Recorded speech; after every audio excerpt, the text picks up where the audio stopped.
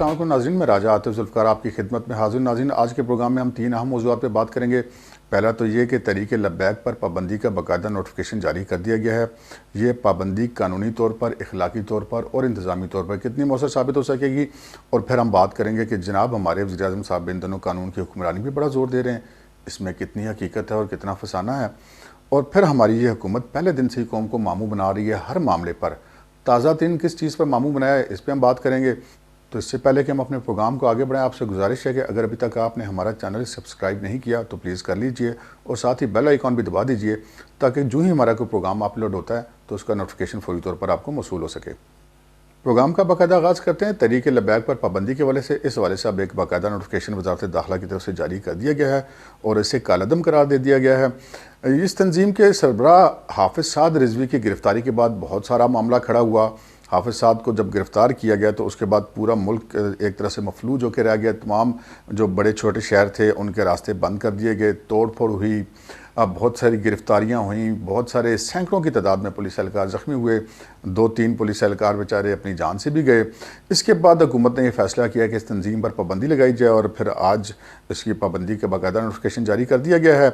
اس تنظیم کے کاز سے کسی کو اختلاف ہو یا نہ ہو، لیکن اس کے طریقہ کار سے بہت سارا اختلاف کیا جا سکتا ہے کہ جس طرح پورے ملک کو جام کر دیا جاتا ہے، جس طرح پورے ملک کو مفلوج کر دیا جاتا ہے، تو اس مسئلے کا کوئی نہ کوئی حل نکلنا چاہیے تھا. لیکن جب یہ آخری دفعہ آئے تو حکومت نے ایک ایسا ایگریمنٹ کیا جس پر عمل کرنا حکومت کے لیے قطعاً ممکن نہیں تھا. لیکن حکومت نے ایک جسے کہتے ہیں ڈنگ ٹپاؤ پالیسی کے تحت، وقت گزارنے کے تحت ان کو اٹھانے کے لیے ایک ایسا معاہدہ کر لیا جس پر عمل کرنا تھا. اور اب اس تنظیم نے ایک کال دی ہوئی تھی کہ جناب اگر 20 اپریل تک اس پر عمل نہ کیا گیا تو ہم لانگ مارچ کریں گے. لیکن 20 اپریل سے پہلے ہی اس کے سربراہ حافظ سعد رضوی کو گرفتار کر لیا گیا، پورا ملک مفلوج ہو گیا. بالآخر حکومت نے آج اس تنظیم پر پابندی لگا دی. اگر ہم اس کے تینوں پہلوؤں پہ بات کریں، انتظامی طور پر، اخلاقی طور پر اور قانونی طور پر، پہلے ہم بات کر لیتے ہیں انتظامی طور پر. حکومت جس طرح ہر شعبے میں فیل ہوئی ہے، اسی طرح انتظامی طور پہ بھی فیل ہوئی ہے. جب ان کو گرفتار کیا گیا تو جتنی کمزور انتظامیہ کا مظاہرہ کیا گیا، ہمیں سے حکومت سے کوئی ایسی توقع نہیں کہ اس سے بہتر انتظامات کا مظاہرہ کر سکے گی. اگر یہ تنظیم کنٹرول میں نہ آئی اور پتہ لگا کہ جی ہر جمعے کو مزید فساد پیدا ہونا شروع ہو گیا تو پھر یہ پابندی جو ہے یقیناً حکومت کے لیے زیادہ درد سر بن سکتی ہے. لیکن اگر اس پابندی کو عائد کر دیا گیا تو اس کے لیے بہت مضبوط انتظامی گرپ کی ضرورت ہوگی.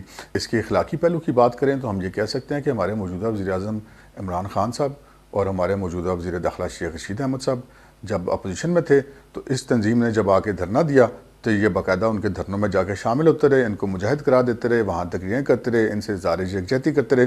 لیکن جب اپنی حکومت آئی تو ان کو برداشت نہیں کر سکے، جبکہ کاز اس وقت بھی تقریباً یہی تھا، اب بھی تقریباً وہی ہے. لیکن جب یہ لوگ خود حکومت میں آئے تو پھر انہیں وہی چیز جو پچھلی حکومت میں درست لگ رہی تھی اب انہیں درست نہیں لگ رہی. یہی مسئلہ ان کو سامنا کرنا پڑے گا قانونی طور پر.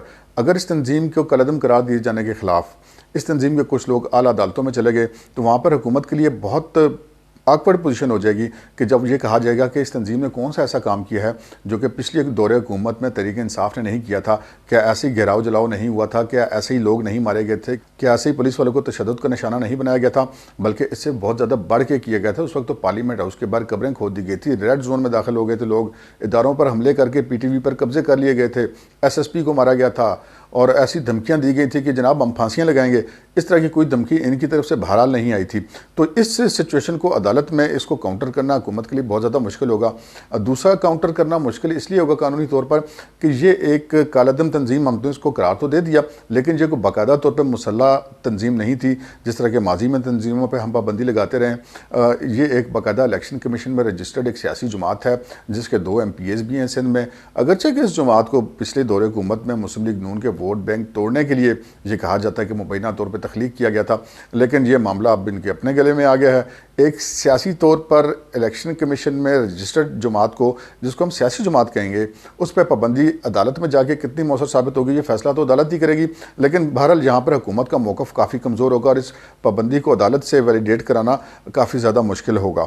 اب بات کرتے ہیں ہم اس کی انتظامی گروپ کے حوالے سے. تو ہماری حکومت کی انتظامی گروپ تو جب سے یہ آئی ہے نظر آ رہا ہے کہ ہر جگہ پہ کمزور ہے. نہ کسی صوبے میں ان کی انتظامی گروپ ہے، نہ وفاق میں ان کی انتظامی گروپ ہے.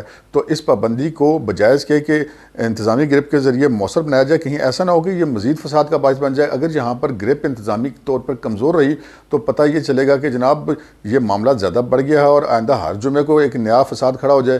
تو لہٰذا حکومت کو اگر یہ کام کرنا ہی ہے تو پھر اس کے ساتھ ہی ان کو ایک باقاعدہ پلاننگ کرنی پڑے گی. ایسا نہ ہو کہ جیسے حافظ صاحب کی گرفتاری کے وقت کیا گیا کہ گرفتار تو کر لیا گیا, پلاننگ ان کی تھی کوئی نہیں, تو الٹا سارا معاملہ خراب ہو گیا. اسی طرح اب اگر انتظامی طور پر کمزوری کا مظاہرہ کیا گیا تو بجائے یہ پابندی مؤثر ہونے کے مزید پرابلم کا باعث بن سکتی ہے. اب بات کرتے ہیں ہمارے وزیر اعظم صاحب کی. جناب ہمارے وزیر اعظم صاحب آج کل قانون کی حکمرانی کی بڑی باتیں کر رہے ہیں, بہت ساری تقریریں کر رہے ہیں کہ جناب طاقتور کے لیے اور قانون ہو اور کمزور کے لیے اور ہو تو وہ قومیں ترقی نہیں کرتی. بالکل وزیر اعظم صاحب آپ درست کہہ رہے ہیں کہ ہمارے یہاں تو کوئی بیچارہ ماڑا مسکین بندہ کسی سے کوئی گن ون ہاتھ میں لے کے ہمیں شوقیہ ایک فوٹو بنا کے کہیں فیس بک پہ چڑھا دے تو جناب ٹھگ کر کے پولیس اس کے گھر پہنچ جاتی ہے, اس کو گرفتار کر لیتی ہے. لیکن خاور منیکا صاحب نے کیسے کیسے جدید اسلحے سے فائرنگ کی جناب, انہوں نے سارے سوشل میڈیا پہ ان کی موویز چلی, کسی کی جرت ہے ان کو جا کے گرفتار کر لے تو واقعی طاقتور کے لیے اور قانون ہے اور غریب کے لیے اور قانون ہے. اس کی ہم ایک دوسری مثال جہانگیر ترین صاحب والے کیس میں دیکھتے ہیں. جہانگیر ترین صاحب آپ کے پرانے دوست ہیں, آپ کی پارٹی کے بندے ہیں, تو ان کے خلاف اگر کوئی شوگر سکینڈل آ بھی گیا ہے تو وہ ایف آئی اے میں ڈالا گیا ہے, اور جبکہ جو دیگر آپ کے سیاسی مخالفین ہیں ان کے کیسز نیب میں بھیجے جاتے ہیں کیونکہ نیب میں سزا بھی ہوتی ہے اور ریمانڈ بھی 6 مہینے کا ہوتا ہے. سو یہاں پر بھی جناب وہ قانون جو ہے اس کی برابری کا تو سلوک نہیں کیا گیا. باقی رہی وزیر اعظم صاحب کی قانون پسندی کی بات, تو ہم نے دیکھا کہ جناب الیکشن کمیشن نے جب فیصلے دیے, عدالتوں نے فیصلے دیے, تو کیسے وزیر اعظم صاحب الیکشن کمیشن کے خلاف انہوں نے تقریریں کر دی اور باقاعدہ ان کے وزراء نے بیٹھ کے پریس کانفرنسیں کر دی اور الیکشن کمیشن سے استعفے کا مطالبہ کر دیا. تو قانون کی حکمرانی جو ہے وزیر اعظم صاحب کی مرضی پہ منحصر ہے کہ جو چیز انہیں پسند ہو وہاں پہ قانون کی حکمرانی ہے, اور جو ان کو نا پسند ہو تو وہاں پہ قانون کی حکمرانی نہیں ہوتی. اب بات کرتے ہیں قوم کو ماموں بنانے کے حوالے سے. تو آپ جانتے ہی ہیں کہ جب سے یہ حکومت آئی انہوں نے کام شام تو کیا کوئی نہیں, البتہ پچھلی حکومتوں کے کیے ہوئے کاموں کے اوپر انہوں نے بورڈ لگانے میں بہت سرگرمی دکھائی اور قوم کو ماموں بنایا. آپ جس موٹر وے پہ چڑھ جائیں, آپ جس پل پہ چلے جائیں, کسی اسٹیشن پہ چلے جائیں, کسی پاور پروجیکٹ پہ چلے جائیں, وہاں پہ آپ کو اس حکومت کا بورڈ لگا ہوا نظر آ جائے گا, لیکن وہ بنایا انہوں نے نہیں ہے. لہٰذا قوم کو ماموں بنانے کے لیے وہاں پہ تختیاں ضرور لگا دی گئی ہیں. اسی طرح معاشی والے سے بھی قوم کو ماموں بنایا گیا, کبھی کٹوں کے پروگرام, کبھی انڈوں کے پروگرام, کبھی زیتون کے پروگرام, کبھی بھنگ کی کاشت کے پروگرام, کبھی چرس کے کارخانوں کے پروگرام. اسی طرح جناب ہاؤسنگ پروجیکٹ کی بات کریں تو کچھ دن پہلے ایک پروجیکٹ کا وزیر اعظم صاحب نے افتتاح کیا اور وہ کہتے ہیں کہ جناب انہوں نے قرآن اندازی کر کے موقع پر ہی جناب وہ فلیٹس تقسیم کیے لوگوں میں. تو پتہ یہ چلا کہ وہ ورکرز ویلفیئر ٹرسٹ کے تحت فلیٹ پچھلی حکومت نے بنا دیے تھے لیکن ڈیلیور نہیں ہو سکے تھے. اب انہوں نے یہ کیا کہ بڑے بڑے جناب بینر لگا دیے ان فلیٹوں کے اوپر لٹکا دیے جن کے اوپر پی ایم کی تصویر تھی, اور پھر وہ ان کو دے دیے گئے. اور اتفاق دیکھیے کہ جناب قرآن اندازی اور وہ تمام لوگ جن کے قرآن اندازی میں نام نکلے وہ اس تقریب میں موجود تھے. سو وہاں پہ بھی یہ ماموں بنانے میں بھی نہ کوئی اتنی زیادہ عقل کا مظاہرہ نہیں کر رہے. اسی طرح اگر ہم بات کریں کہ جی یہ جو انہوں نے بینکوں سے لون کر کے جو شہریوں کے لیے گھر بنانے کے لیے آسان شرائط پہ قرضے دی جا رہے ہیں, تو یہ بھی کوئی نیا کام یہ نہیں کر رہے. یہ تمام بینک پہلے ہی اپنی شرائط پہ قرضے دے رہے ہیں, ابھی انہی شرائط پہ قرضے دے رہے ہیں. صرف بینکوں کو یہ ہدایت کر دی گئی ہے کہ آپ جو ایڈ دیں اس کے اوپر کہیں کہ جی یہ پرائم منسٹر ہاؤسنگ اسکیم کے تحت ہم قرضہ دے رہے ہیں, جبکہ مکان بنانے کے لیے لون وہ پہلے بھی دیتے تھے, اب بھی دے رہے ہیں اور آئندہ بھی دیتے رہیں گے. لیکن جو ماموں بنانے کی تازہ واردات سامنے آئی ہے وہ کوئی بھوکا نہ سوئے کا پروگرام ہے. دیکھیں کتنے زبردست ہمارے وزیر اعظم صاحب کو کتنی فکر ہے ہماری قوم کی. باقاعدہ ایک تقریب منعقد کی گئی جس میں جناب یہ کہا گیا کہ جناب وزیر اعظم صاحب نے جو پورے ملک میں جو لوگوں کو کھانا پہنچانے کے لیے ٹرک جناب دے دیے ہیں اور کھانا پہنچایا جا رہا ہے, اور جناب قوم اب کوئی بندہ ہم نہیں چاہتے کہ اس ملک میں بھوکا سوئے.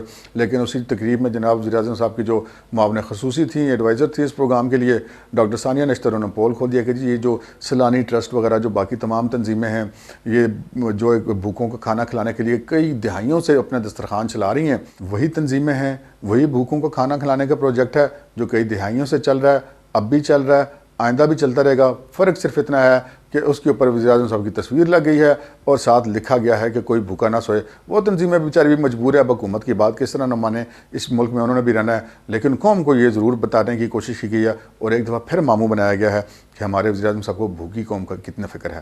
آج کے پروگرام میں اتنا ہی, اجازت دیجیے, اللہ حافظ.